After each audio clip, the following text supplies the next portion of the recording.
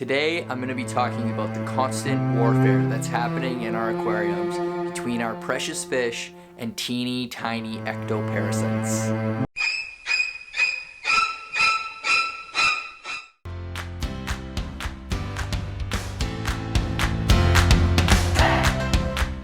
Okay, I've been thinking a lot about ick lately, and specifically how we manage ick populations in our aquarium once the ick is already in there.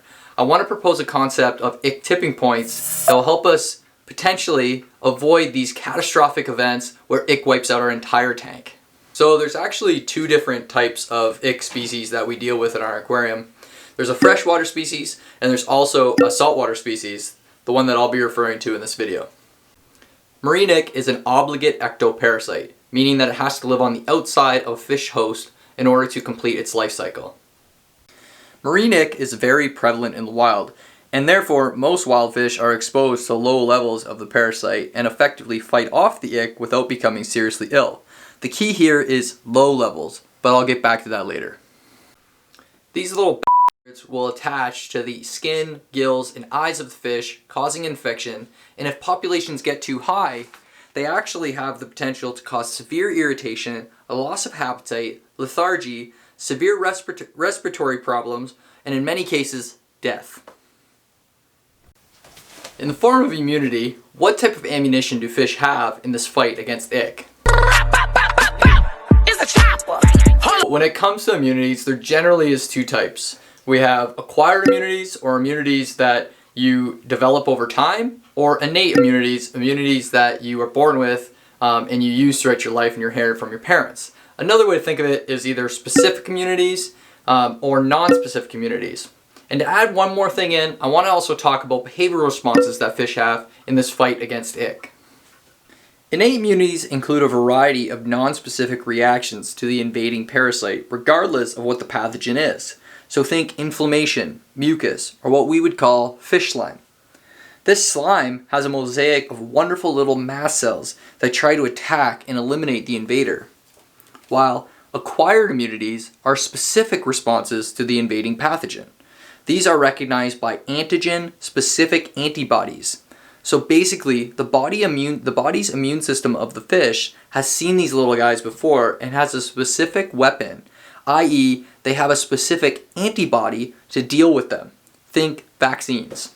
I believe they're unnatural. They're a conspiracy! Finally, I want to talk about behavioral responses. And behavioral responses include a whole bunch of behavioral responses that the fish has to the parasites that they've already encountered in the wild, or just generally erratic behavior. So think scratching off the bottom, jumping to the surface, or physically distancing themselves away from adults that may be carrying the parasite. Unfortunately, because of the sheer number of fish usually in our tanks and the small volume of water, behavioral traits are often just an indicator that the fish is dealing with some type of parasite and not really a great strategy that the fish has to deal with them themselves. Now, of course, if a fish has a strong immune system coupled with favorable behavioral responses and challenged by a small population of ick parasites, it's likely that the impacts of the fish will be negligible. And to go further, studies suggest that fish exposed to ick can acquire some immunity after multiple exposures. So this is where I want to bring in this concept of ick tipping points. To me, an ick tipping point is a point where the population or the number of ick parasites in the tank that are actually trying to attack the fish gets to a level that overwhelms the fish. These populations will then grow almost exponentially until all of the fish have ick and fatalities start to occur in your tank. But now, disclaimer. First thing I gotta do is give a huge shout out to Humblefish on the Reef forum who first coined these ideas of ick eradication versus ick management. I also recommend ick eradication over ick management where feasible. Unfortunately, it's not always that feasible. Not very many people actually quarantine their fish, and the idea that we can keep fish out of our tank, for most people, is kind of unrealistic. There are plenty of videos out there about ick eradication, so I won't go in much detail, but generally, quarantining and treating with copper is the most effective treatment for ick. Unfortunately, and especially for me as a Canadian, it's becoming harder and harder to come across these medications in order to use them against ick in our tanks.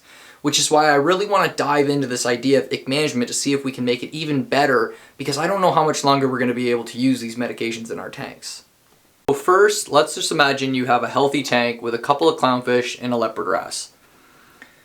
The number of ick parasites, theoretically, needs to get relatively high before these type of hardy fish begin to show illness.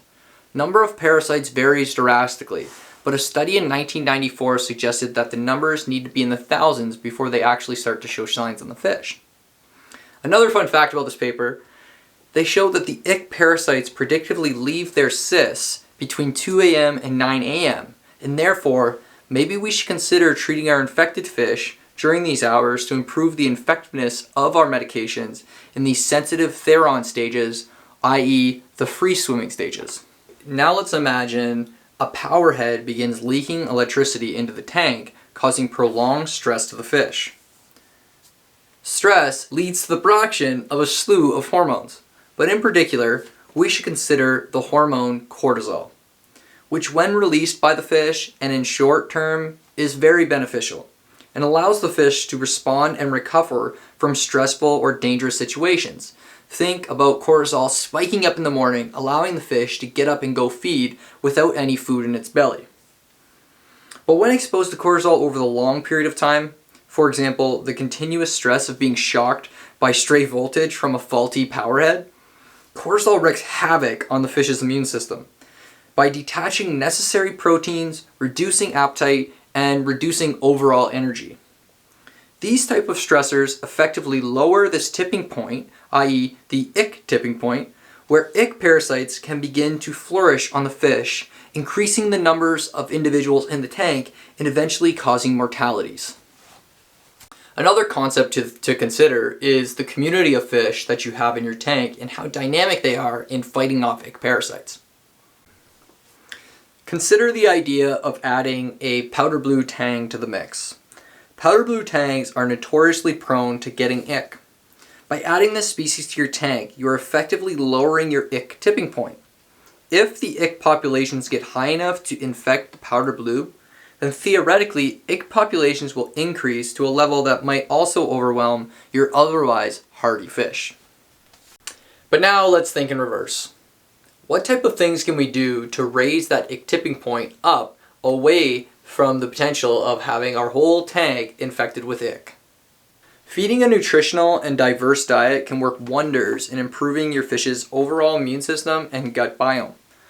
I would recommend using a combination of gut-loaded live foods like ghost shrimp or gut-loaded brine shrimp in combination with frozen foods and pellets with wide nutritional profiles and especially high fat and high protein.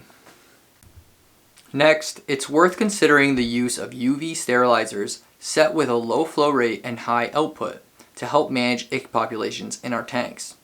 UV, when done right, can help sterilize free-swimming ick parasites, preventing them from reproducing and generally decreasing the number of individual parasites in your tank.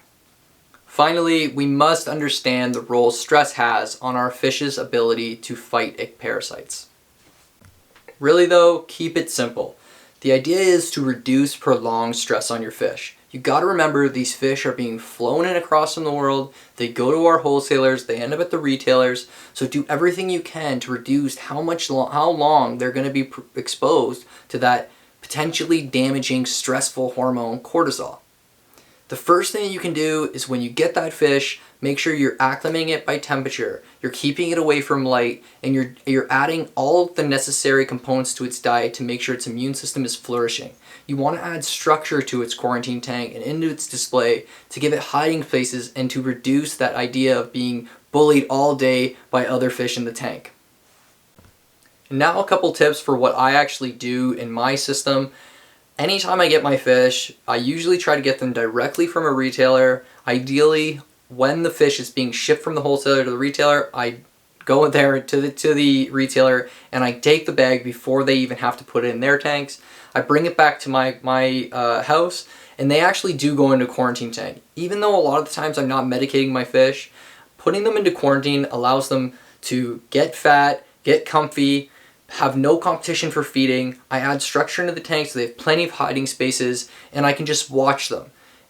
Being able to watch them allows them not only to see that the fish is behaviorally acting properly, it's not hiding, it's not stressed out, it's not showing any signs of disease. It also gives me that extra level of comfort knowing that this fish is in good condition, it doesn't have and it hasn't been exposed to prolonged stress, it's brought down those cortisol levels in the fish, so that when I put the fish back into the display tank, if there happens to be any unknown pathogens that are in my display tank, that new guy has a better chance of fighting it off.